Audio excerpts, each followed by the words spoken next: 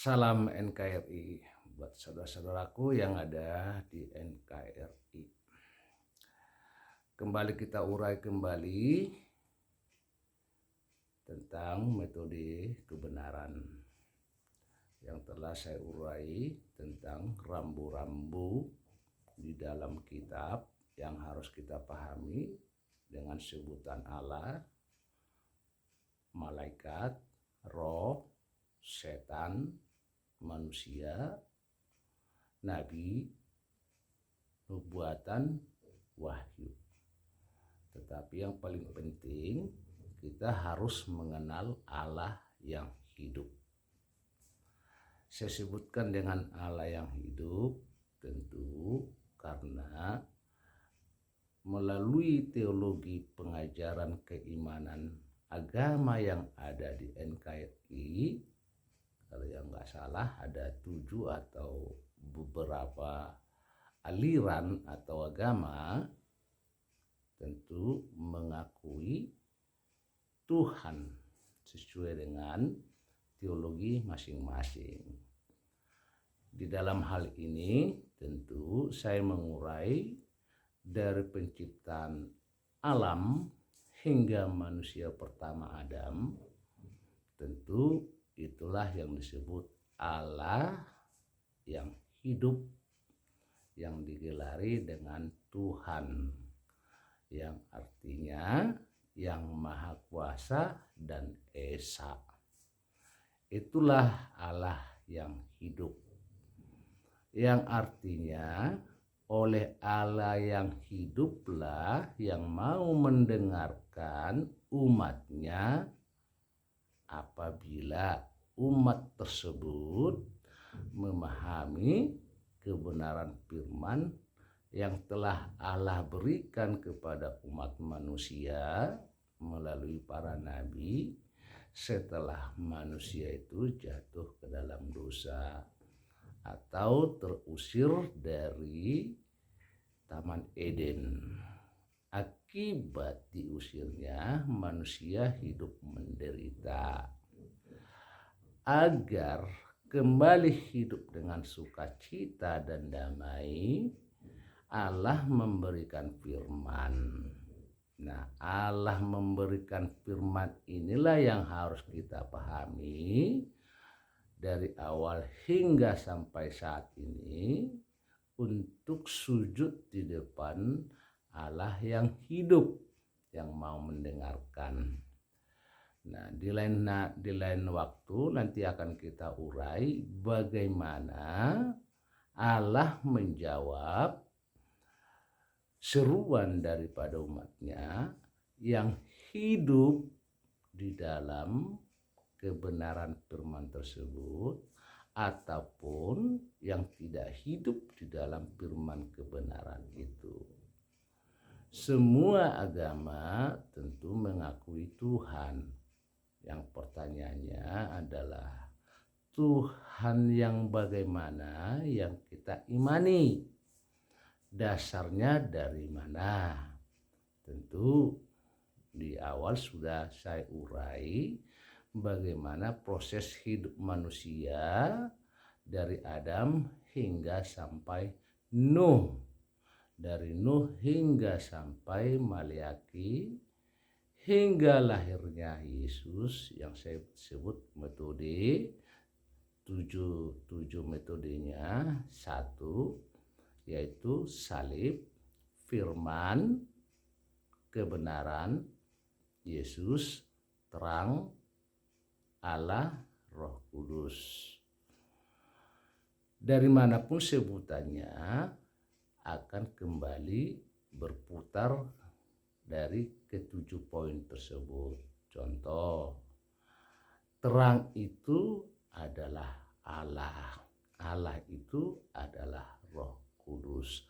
Roh Kudus itulah yang menciptakan Adam dari tanah menjadi hidup dengan memberi roh.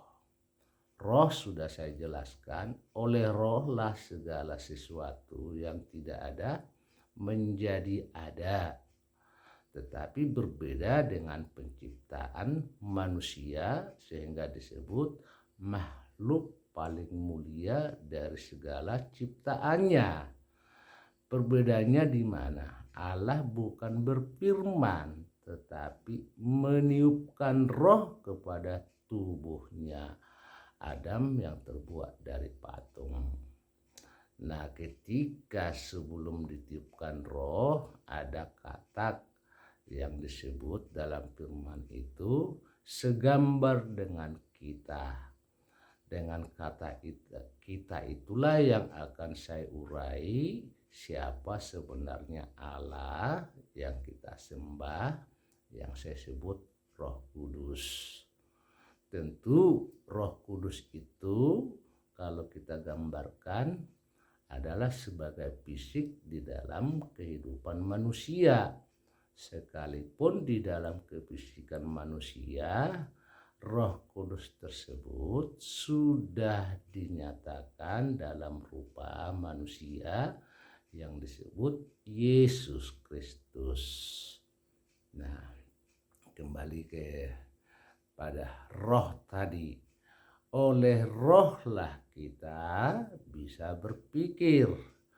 Oleh rohlah kita bisa hidup. Nah, sekarang pengetahuan yang kita pelajari baik itu di dalam keimanan ataupun keilmuan lain, oleh roh itulah makanya otak kita berfungsi. Sehingga kita harus memahami seperti tubuh kita memberikan asupan makanan seperti sarapan pagi, makan siang, makan malam. Tentu kita mengetahui secara umum ketika seseorang kurang makan atau sekali sehari makan, yang risikonya adalah sakit mah. Meningkat dari mah menjadi asam lambung. Itu kalau tubuh kita yang kita tidak normal memberikan asupan makanannya. Sebaliknya, ketika asupan roh kita tidak berikan, kita tidak mengetahui risiko yang akan kita alami. Di awal pernah saya sebut, ketika roh itu tidak diberi makan pagi, makan siang, makan malam, berarti itu akan menjadi lemah. Ketika menjadi lemah seperti tubuh kita tadi yang asam lambung, tentu tubuh kita lemah. Demikian juga dengan roh. Ketika asupannya kita tidak berikan, di sini beda. Kita tidak mengetahui resikonya. Itu yang saya sebut manusia zaman sekarang sudah memiliki penyakit yang akut. Istilah medis, mereka mengetahui sesuatu penyakit yang bisa dikategorikan dengan stadium 4, berarti sudah mendekati ajal. Demikian juga dengan sebutan penyakit akut yang kita tidak sadari,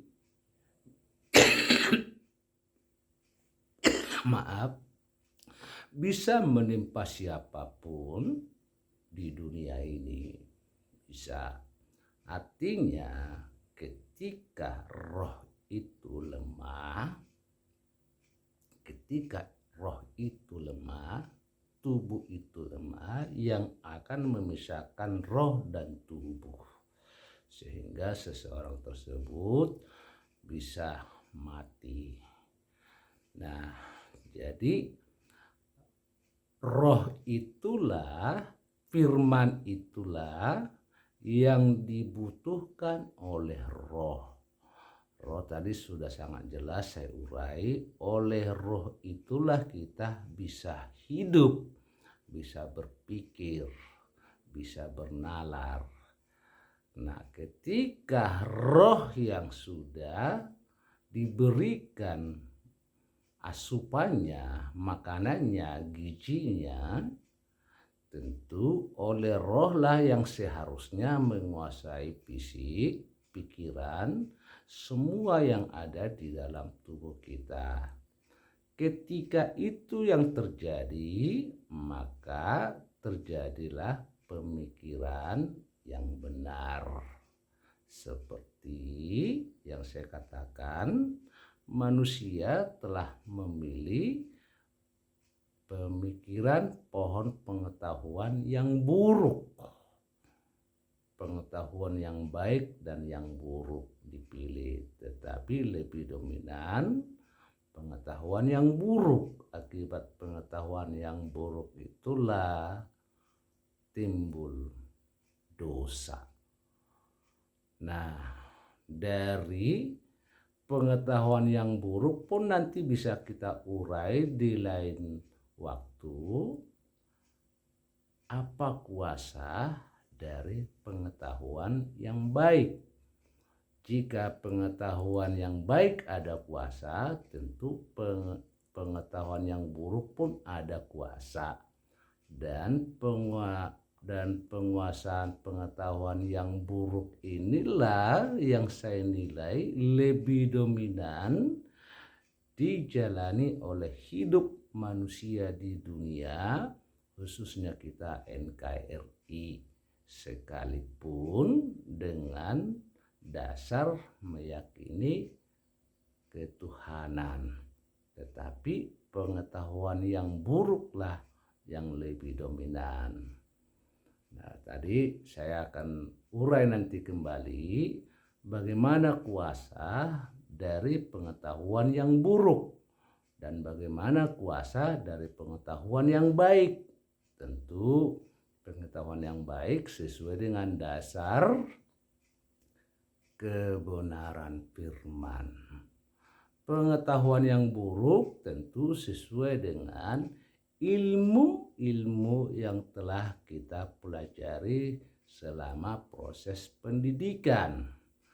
Baik itu mulai dari SD, TK, SD, SMP, SMA, S1, S2, S3. Tentu itulah pemahaman pemikiran. Tapi sebaliknya, semakin tinggi ilmu pendidikan yang kita miliki, semakin tinggi juga pengetahuan yang buruk di dalam diri kita. Arti yang buruk tersebut tentu harus dipahami dengan keegoisan. Ego itulah sifat manusia. Ketika ego itu sudah muncul, berarti kita sudah diliputi oleh pengetahuan yang buruk. Tentu sangat berbeda dengan pengetahuan yang baik. Pengetahuan baiklah yang diajarkan oleh Kristus Yesus ketika memberikan kabar baik yang disebut dengan Injil. Jadi sekalian saya urai, Yesus tidak pernah membawa kitab, tetapi penggenapan firman yang dinubuatkan oleh para nabi, hukum Taurat dan firman yang telah dinyatakan Allah kepada manusia, itu yang diurai oleh Yesus selama di dunia. Yang disebut menjadi kabar baik karena apa? Fungsi dari kebenaran firman tersebut yang di awal saya katakan adalah pohon kehidupan yang kekal, yang diganti dengan firman dan hukum Taurat yang telah Allah berikan. Jadi jelas sekali Allah itu adalah nama. fisiknya seperti kita adalah Roh Kudus. Roh Kudus inilah yang menjadi manusia dalam rupa manusia yang disebut Yesus. Sama seperti manusia, nama kita, setiap orang memiliki nama. Nama itu bisa menjadi baik, bisa menjadi buruk, tergantung fisik, tergantung pikirannya, tergantung hatinya, tergantung apa pilihan yang dia pilih, apakah pengetahuan yang baik atau yang buruk. Ketika pengetahuan yang buruk yang dipilih, tentu namanya pun akan buruk. Pertanyaannya, bukan pertanyaan, yang harus kita pahami, nama bisa menjadi buruk, nama bisa menjadi baik. Tetapi kita harus paham, nama itu kekal. Tergantung apa yang diperbuat oleh fisiknya atau tubuhnya. Itu yang harus kita pahami. Tentu masih banyak kita belum memahami fungsi, memahami kebenaran firman. Seperti sering saya dengar saudara-saudara kita yang beda keimanan tentang masalah surga dan neraka. Di lain waktu pun nanti akan kita bahas bagaimana sebenarnya gambaran neraka dan surga. Bagaimana sebenarnya gambaran akhir zaman. Di poin ketiga dalam metode yang saya sebutkan, kita harus memahami, yaitu gereja akhir zaman, kota Sion, Yerusalem baru, dan Firdaus. Jadi 3 metode. Metode yang pertama 7 poin, metode kedua 3 poin, metode ketiga 4 poin. Artinya ketiganya ini tetap satu kesatuan untuk memahami rambu-rambu yang ada di dalam kitab. Sehingga sering saudara-saudara yang tidak seiman membaca kitab dengan memahami dengan pemikiran tanpa mengetahui arti, makna, tujuan dari ungkapan yang dia baca. Bahkan sering sekali dibaca itu sejarah, dianggap firman. Di dalam kitab tersebut itu tidak semuanya firman. Disebut Alkitab karena di dalam kitab tersebut ada penciptaan, ada firman, ada nabi sesuai dengan masanya yang dicatat di dalam kitab. Nah, di dalam sejarah itulah turunnya firman Tuhan. Di dalam Alkitab itulah bagaimana Allah menciptakan segala sesuatu yang tidak ada menjadi ada. Demikian juga dengan umatnya. Tentu dengan Allah yang samalah yang menurunkan firman kepada umat manusia. Bukan untuk Kristen, bukan untuk Kristiani, bukan untuk Nasrani, tetapi bagi semua umat yang ada di dunia. Nah, di awal sudah saya urai bagaimana tradisi budaya menjadi suatu keyakinan, aliran yang disebut menjadi agama. Seperti contoh, keturunan Adam, Kain, dan Set. Dari keturunan Set masuk ke Nuh. Nah, dari situ nanti kita bisa ketahui di mana orang yang mengikuti firman Tuhan, di mana orang yang tidak mengikuti firman Tuhan dari keturunan tersebut. Demikian juga dari Nuh, yaitu anak yang kedua yang tidak mengikuti firman Tuhan, dan Sem dan Yafet yang mengikuti perintah Tuhan.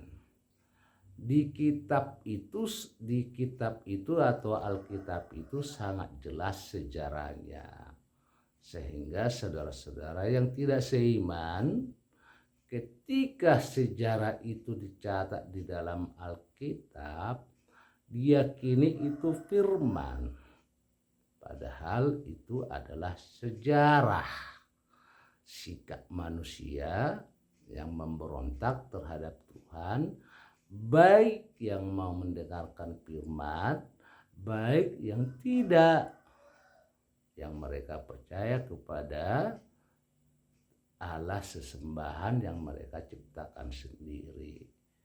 Jadi sangat jelas sekali dari Alkitab, kalaupun pada saat ini agama tertua disebut Hindu ataupun Buddha, jika mau diurut mulai dari penciptaan hingga pada saat ini, tentu Kristiani adalah agama tertua kalau disebut agama, sebab Allah tidak pernah mengajarkan agama.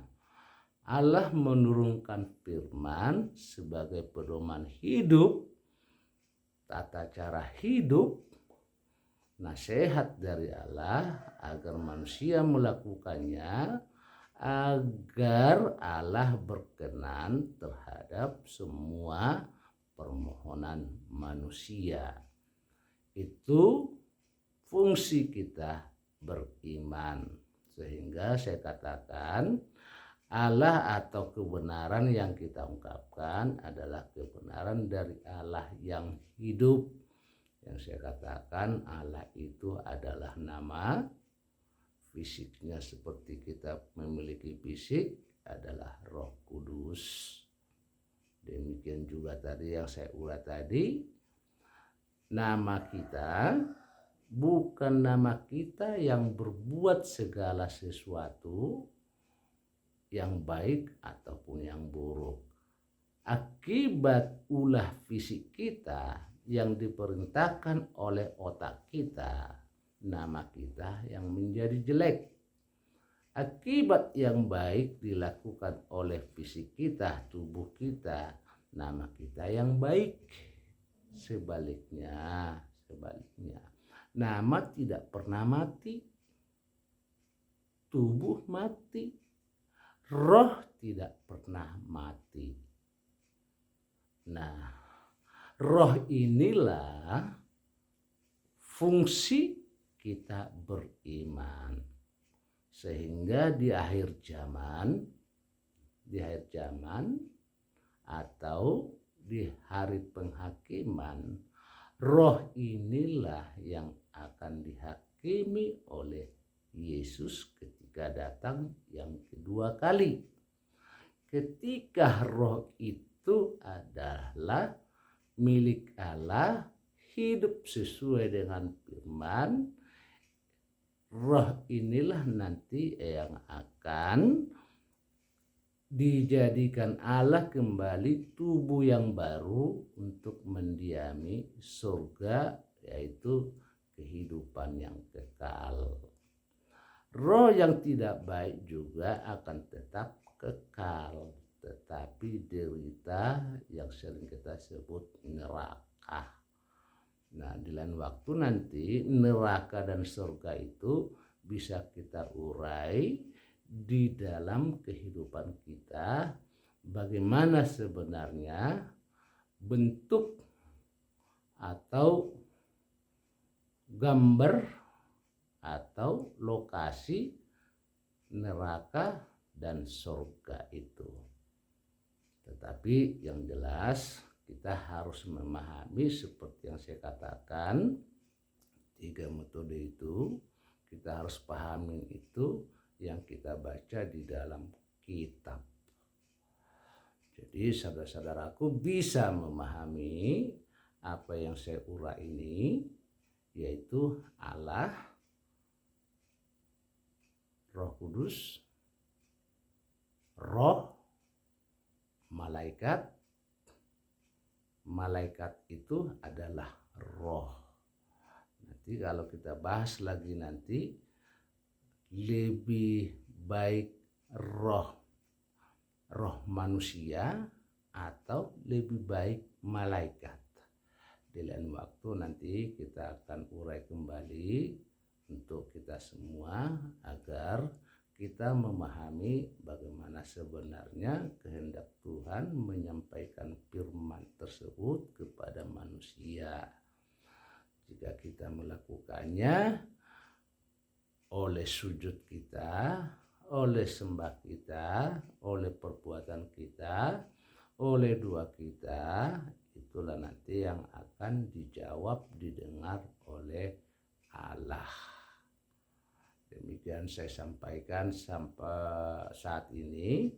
Di lain waktu lagi nanti akan saya urai lagi ke penjelasannya, dengan harapan saudara-saudaraku bisa membuat suatu komentar, baik itu yang baik ataupun buruk, untuk dasar pembahasan yang akan kita urai sesuai dengan firman kebenaran melalui pengetahuan yang baik, bukan dengan pengetahuan yang buruk. Demikian saudara-saudaraku. Salam NKRI.